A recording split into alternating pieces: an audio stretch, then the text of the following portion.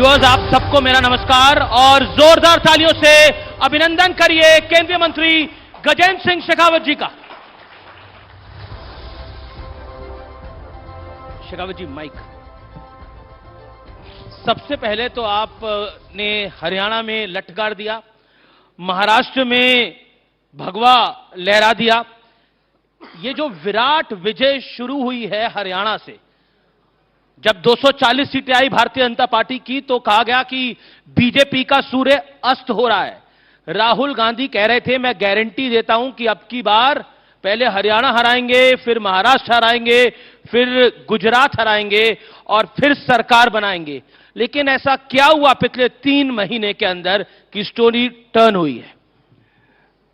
देखिए, मैं थोड़ा सा संशोधन करना चाहता हूं आपको धन्यवाद देते हुए। जी, प्रचंड विजय का यह अभियान राजस्थान, मध्य प्रदेश और छत्तीसगढ़ की जीत के साथ प्रारंभ हुआ था। लोकसभा के चुनाव के समय में जब कुछ थोड़ी सी देर के लिए बादल सूरज को ढक गया था या ढकने की कोशिश कर रहा था, शायद उस समय ऐसे लोग जिनको रात्रि का अंधकार पसंद है, उनको शायद कहीं खुशी या मतिभ्रम हो रहा था। लेकिन अंधेरा छटा और कमल फिर से खिल पड़ा है। और जब से कमल खिला है, तब से वो कई लोग जो है अभी तक वापस अपने होश संभालने के लायक नहीं बचे। अच्छा, एक बात बताइए, ये जीत भारतीय जनता पार्टी की है या फिर जैसा राहुल जी कह रहे हैं, आपके बीजेपी के बहुत प्रिय संजय राउत कह रहे हैं, ईवीएम की जीत हो गई है? ये ईवीएम ने कुछ खेल कर दिया, नहीं तो कांग्रेस तो बस जीतने ही वाली थी। देखिए, मुझे लगता है कि हर हार के बाद में ठीक रहा ईवीएम पे फोड़ना, क्योंकि जनता को और मतदाता को तो आप दोष दे नहीं सकते, और जो प्रतिक्रिया नहीं दे सकता, ईवीएम मशीन तो अपना जवाब नहीं दे सकेगी, लेकिन उसके ऊपर ठीकरा फोड़ने का प्रयास करना, यह अब नया नहीं रहा है। और पहले ही, चुनाव से पहले ही अपने रैलीज को संबोधित करते हुए माननीय गृह मंत्री जी ने और सभी अन्य नेताओं ने इस बात को पहले से ही प्रिडिक्ट कर दिया था कि जिस दिन परिणाम आएगा उसके दूसरे दिन ईवीएम बदनाम होने वाली है, और वही हुआ। और हास्यास्पद तो यह है जी कि जब एक राज्य में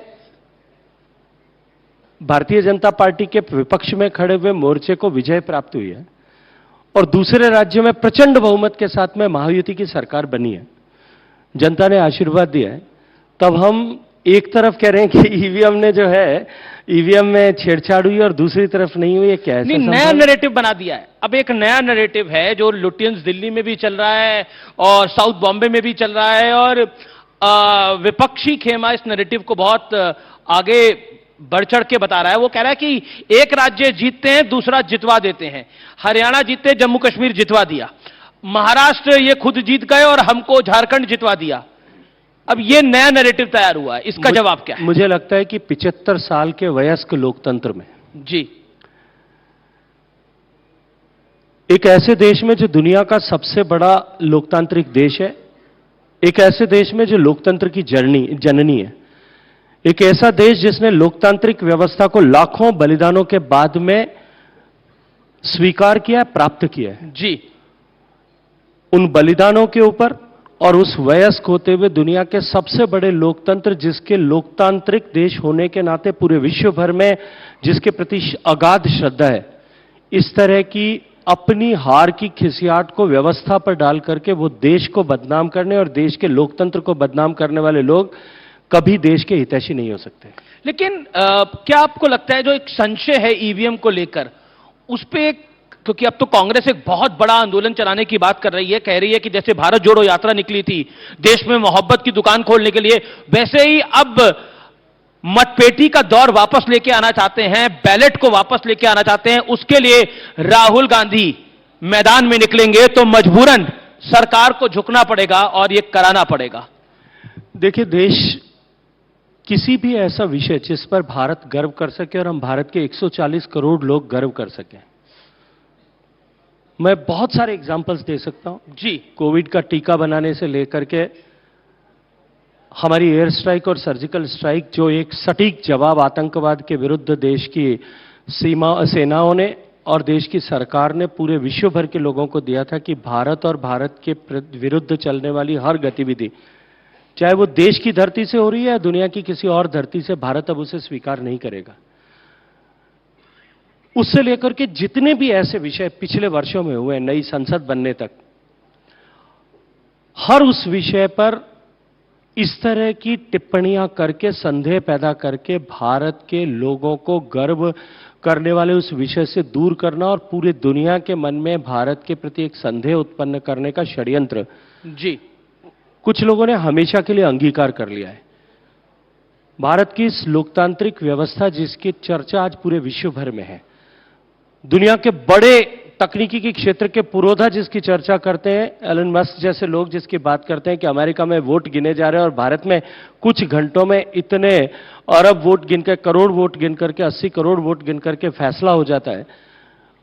ऐसी परिस्थिति में भारत के प्रति इस तरह के संदेह उत्पन्न करना, यह मुझे लगता है कि उस षड्यंत्र का हिस्सा है। लेकिन झारखंड के अंदर जो बीजेपी को हार का सामना करना पड़ा, बहुत लंबे अरसे बाद विपक्ष की सरकार रिपीट हुई, क्या उसका बड़ा कारण लगता है? पॉलिटिकल पंडितों का कहना है कि इतना ज्यादा घुसपैठिए कर दिया था कि नुकसान बीजेपी को झेलना पड़ गया उसका। देखिए, निश्चित रूप से हर जीत और हर हार दोनों की समीक्षा करने का विधान भारतीय जनता पार्टी में है, व्यवस्था भारतीय जनता पार्टी में।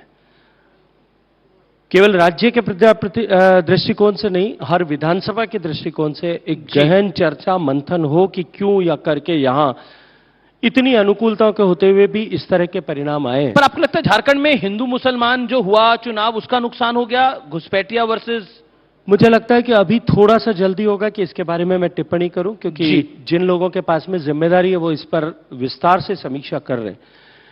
लेकिन इतना अवश्य है कि बहुत सारी ऐसी ताकतें जो भारतीय जनता पार्टी की सरकार बनने के बाद में अपने अस्तित्व के प्रति संकट ऐसा महसूस करती थी, उन लोगों का एकत्रीकरण हुआ है। ऐसा मैं आप लोगों की मीडिया की बातचीत और रिपोर्ट्स के माध्यम से के आधार पर डेमोग्राफी में जो बदलाव आया वो भी एक बड़ा कारण रहा ट्राइबल एरिया में। लेकिन निश्चित रूप से रहा है। कुछ विधानसभाओं को लेकर के अगर आप देखेंगे तो 2019 के चुनाव और 2024 के चुनाव में जिस तरह का सिग्निफिकेंट चेंज इन डेमोग्राफी हुआ है, जी वो निश्चित ही उसने कहीं ना कहीं एडवर्सली भारतीय जनता पार्टी के प्रोस्पेक्ट्स को इंपैक्ट किया है।